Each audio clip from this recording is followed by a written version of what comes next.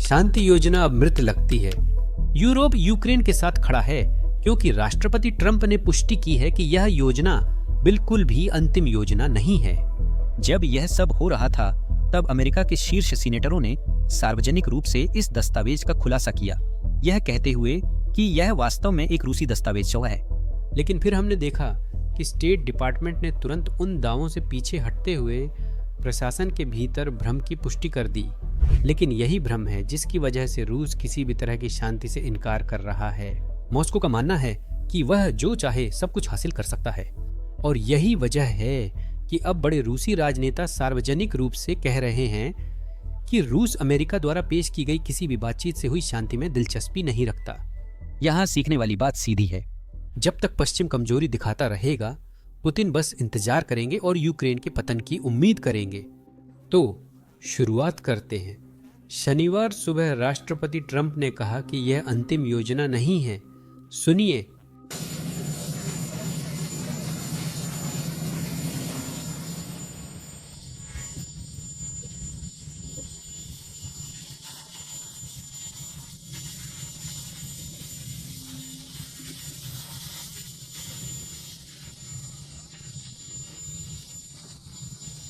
किसी न किसी तरह हमें इसे खत्म करना ही होगा। खैर, इसके कुछ घंटे बाद सीनेटर राउड ने 3 अन्य सीनेटरों के साथ एक प्रेस कॉन्फ्रेंस की और सार्वजनिक रूप से कहा कि मार्को रूबियो खुद, जो कि विदेश मंत्री हैं, उन्होंने सीनेटरों को फोन किया और उन्हें बताया कि यह योजना कोई अमेरिकी दस्तावेज नहीं है, यह एक रूसी दस्तावेज है जो लीक हो गया था। अब अमेरिका इसे पार करने की कोशिश कर रहा है। यह सब तब हो रहा था जब मार्को रूबियो स्विट्जरलैंड जा रहे थे ताकि यूरोप और यूक्रेन के साथ यूक्रेन को भेजी गई शांति योजना पर चर्चा कर सकें। और इन सीनेटरों के अनुसार मार्को रूबियो कह रहे हैं कि यह तो अमेरिका की शांति योजना भी नहीं है। सुनिए। सीनेटर शाहीन ने उल्लेख किया कि सचिव रूबियो ने आज दोपहर हमें फोन किया था। मुझे लगता है कि उन्होंने हमें यह बहुत स्पष्ट कर दिया कि हम उस प्रस्ताव के प्राप्तकर्ता हैं जो हमारे एक प्रतिनिधि को सौंपा गया था। यह हमारी सिफारिश नहीं है, यह हमारी शांति योजना नहीं है। यह एक प्रस्ताव है जो प्राप्त हुआ था और एक मध्यस्थ के रूप में हमने इसे साझा करने की व्यवस्था की है और हमने नहीं किया। इसे जारी नहीं किया गया, ये लीक हो गया था। इसे हमारे सदस्यों या हमारे प्रतिनिधियों द्वारा जारी नहीं किया गया था। तो जैसे जैसे हम इस चीज़ में आगे बढ़ते हैं, प्रतिनिधि रूबियो ने स्पष्ट कर दिया है कि यह एक अवसर है इसे प्राप्त करने का, और इसका उपयोग किया गया है और इससे यूक्रेन वासियों को सौंपा गया है और उन्हें जवाब देने का अवसर मिलेगा। यह निश्चित रूप से बहुत बड़ी खबर थी, क्योंकि पहले से ही इस बात को लेकर काफी अटकलें लगाई जा रही थीं कि यह दस्तावेज थोड़ा अंग्रेजी जैसा नहीं लग रहा था। और मेरा मतलब यह है कि अंग्रेजी में कानूनी दस्तावेज आमतौर पर उस वाक्यांश का इस्तेमाल नहीं करते जो इस दस्तावेज में था, लेकिन ये वाक्यांश रूसी कानूनी दस्तावेजों में बहुत आम लगते थे। कई लोग अंदाजा लगा रहे थे कि यह शायद रूसी दस्तावेज है जिसे अंग्रेजी में अनुवादित किया गया। सीनेटर राउंड्स, एंगस किंग और शाहीन का बयान वही पुष्टि करता है जो कई लोग पहले से अनुमान लगाते थे, लेकिन बहुत जल्दी इस खबर को खारिज कर दिया गया। इस दावे का खंडन करने वाला बयान खुद स्टेट डिपार्टमेंट से आया। हमारे डिप्टी प्रवक्ता ने कहा कि यह पूरी तरह झूठ है। जैसा कि सचिव रूबियो और पूरी प्रशासन ने लगातार कहा है, यह योजना संयुक्त राज्य अमेरिका द्वारा तैयार की गई थी, जिसमें रूसियों और यूक्रेनियनों दोनों का इनपुट शामिल था। अब इससे न सिर्फ संयुक्त राज्य अमेरिका में बल्कि पूरी दुनिया में काफी भ्रम फैल रहा था। और इस बयान के कुछ ही मिनटों बाद मार्को रूबियो ने खुद इसकी पुष्टि की, लेकिन थोड़े अलग शब्दों में। देखिए। रूबियो के अनुसार शांति प्रस्ताव अमेरिका ने तैयार किया और वार्ताओं के लिए मजबूत ढांचा पेश किया गया। यह रूसी पक्ष से मिली जानकारी पर आधारित है, लेकिन यह यूक्रेन से पहले और वर्तमान में मिली जानकारी पर भी आधारित है। अब वह आखिरी वाक्य कुछ अलग है। उन्हें ऐसा कहने की जरूरत नहीं थी, पर लगता है उन्होंने जानबूझकर कहा, क्योंकि यूक्रेन वास्तव में इन खास 28 बिंदुओं को लिखने में शामिल नहीं था। मार्को रूबियो को यूक्रेन की मांगों की जानकारी थी, इसलिए उनकी चिंताओं का ध्यान रखा गया होगा। यह मुख्यतः एक रूसी दस्तावेज था हमारी पिछली रिपोर्टिंग में बताया गया था कि यह दस्तावेज तब तैयार हुआ जब रूसी प्रचारक किरिल दिमित्रोव अमेरिका में थे।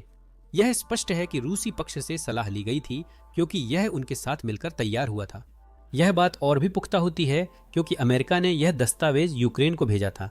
अगर यूक्रेन इस लिखने की प्रक्रिया में शामिल होता तो उन्हें यह यूक्रेन को भेजने की जरूरत नहीं पड़ती। मूल रूप से आप जानते हैं, उन्हें इसके लिए सहमत करने के लिए मजबूर करने की कोशिश की गई थी।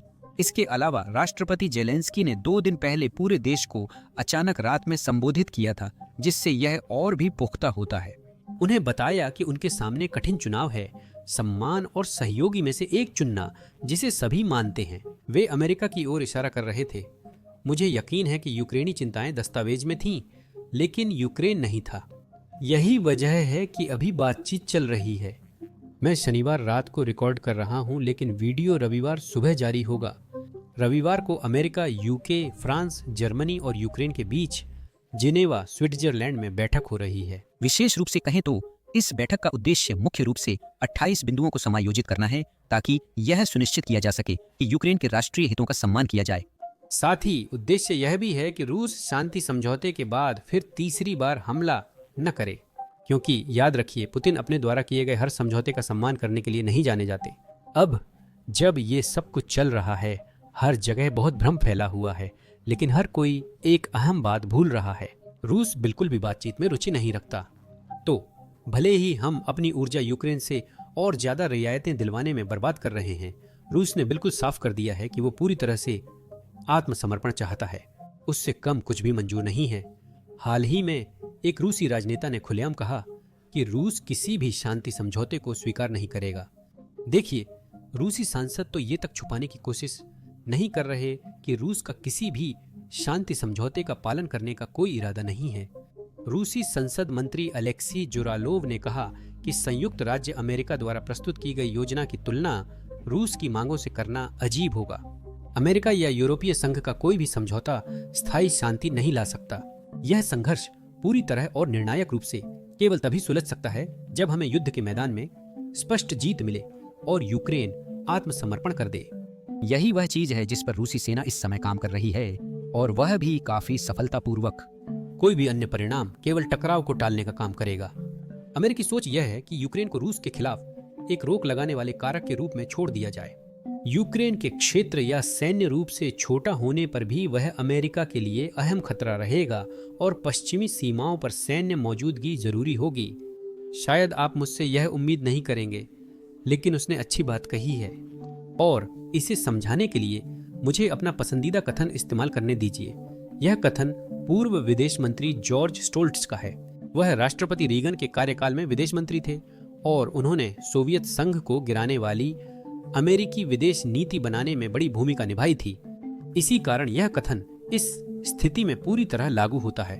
अगर शक्ति की छाया बातचीत की मेज पर नहीं पड़ती, तो बातचीत समर्पण के लिए एक शिष्ट शब्द है। इसका मतलब है कि अगर अभी बातचीत शुरू होती है, तो यूक्रेन के पास वास्तव में ज्यादा ताकत नहीं है। सोचिए, यूक्रेन की वर्तमान स्थिति पर विचार करें। कुछ रिपोर्टों के अनुसार अमेरिका यूक्रेन पर 28 बिंदु समझौते पर हस्ताक्षर का दबाव बना रहा है। मैं चेतावनी देना चाहता हूं कि मीडिया में कुछ रिपोर्ट्स फर्जी हो सकती हैं। हमें नहीं पता क्या सच है, लेकिन रूसी प्रचारक किरिल दिमित्रिएव फर्जी कहानियां फैलाने में सक्रिय रहे हैं। तो हमें नहीं पता कि अमेरिका द्वारा यूक्रेन पर दबाव डालने और डील साइन न करने पर इंटेलिजेंस कट्टोनफ की जो खास खबर है वो सही है या नहीं। मान लेते हैं कि ये सच है, सिर्फ बहस के लिए। इसका मतलब है कि यूक्रेन इन बातचीतों में जाएगा, जबकि अमेरिका एक तरह से अविश्वसनीय साथी या अविश्वसनीय सहयोगी बन गया है। इससे रूस को क्या संदेश जाता है?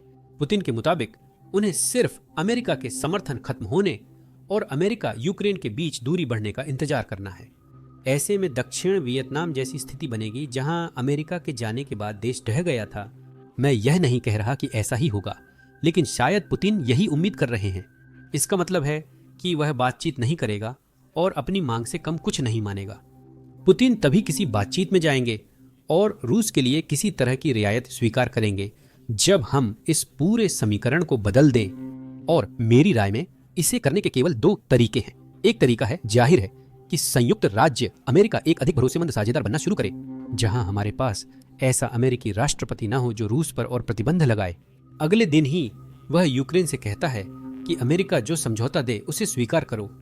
अगर किसी तरह हम उस मुकाम तक पहुंच सकें तो यह यूक्रेन के लिए बहुत अच्छी खबर होगी। लेकिन एक दूसरा तरीका भी है, यूरोप को और आगे आना पड़ सकता है। मुझे पता है यूरोप पहले से बहुत मदद कर रहा है, खासकर इस साल जब यूरोपीय संघ और देश ही यूक्रेन की मदद कर रहे हैं।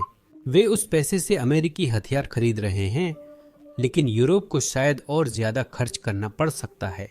यूक्रेन ऐसी स्थिति में हो जहां वे किसी तरह की ताकत के साथ बातचीत की मेज पर जा सकें। बातचीत से शांति संभव नहीं, या तो यूक्रेन आत्मसमर्पण करेगा या रूस युद्ध जारी रखेगा। अब थैंक्सगिविंग आ रहा है और कई लोग देख रहे हैं कि क्या हो रहा है। वे अमेरिका से खुश नहीं हैं। मैं यहाँ विंस्टन चर्चिल का एक उद्धरण साझा करना चाहता हूँ। आप हमेशा अमेरिकियों पर भरोसा कर सकते हैं कि वे सही काम करेंगे, लेकिन तब जब वे बाकी सब कुछ आजमा चुके होंगे। अब मैं सच में उम्मीद कर रहा हूँ कि सब कुछ इसी तरह होगा। संयुक्त राज्य अमेरिका ने बेलारूस से बातचीत कर 31 यूक्रेनी राजनीतिक कैदियों को रिहा कराया और उनकी प्रतिक्रिया काफी महत्वपूर्ण है। यह 18 साल की लड़की का क्लिप है जिसे यूक्रेन समर्थक होने के कारण बेलारूसी जेल में डाला गया था और अब रिहा किया गया है। यही उसका एकमात्र अपराध था और उसे लगा वह कभी बाहर नहीं निकल पाएगी।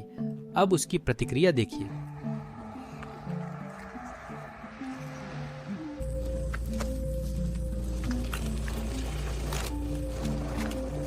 वे तुम्हें कहां ले जा रहे थे? उन्होंने तुम्हें क्या बताया? ओह, ये एक लंबी कहानी है। हम कहीं नहीं जा रहे हैं। देखो, मुझे यकीन नहीं हो रहा। सच कहूं तो मुझे लगा था कि वे मुझे जंगल ले जा रहे हैं। मुझे लगा था कि वे मुझे गोली मारने वाले हैं।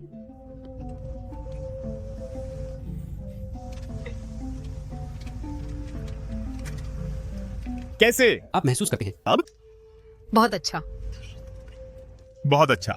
बहुत अच्छा।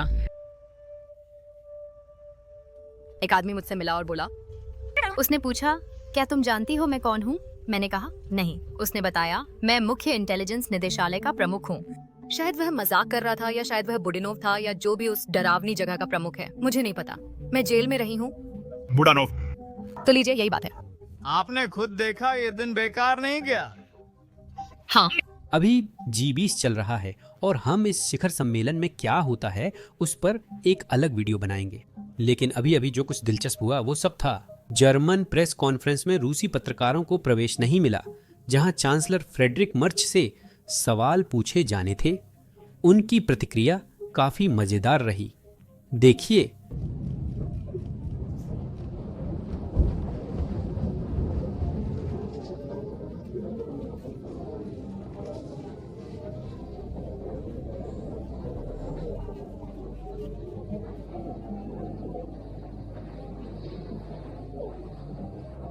बस इतना ही मेरे पास आप लोगों के लिए है। मेरा नाम सैम है और मैं आप लोगों से अगले वीडियो में मिलूंगा।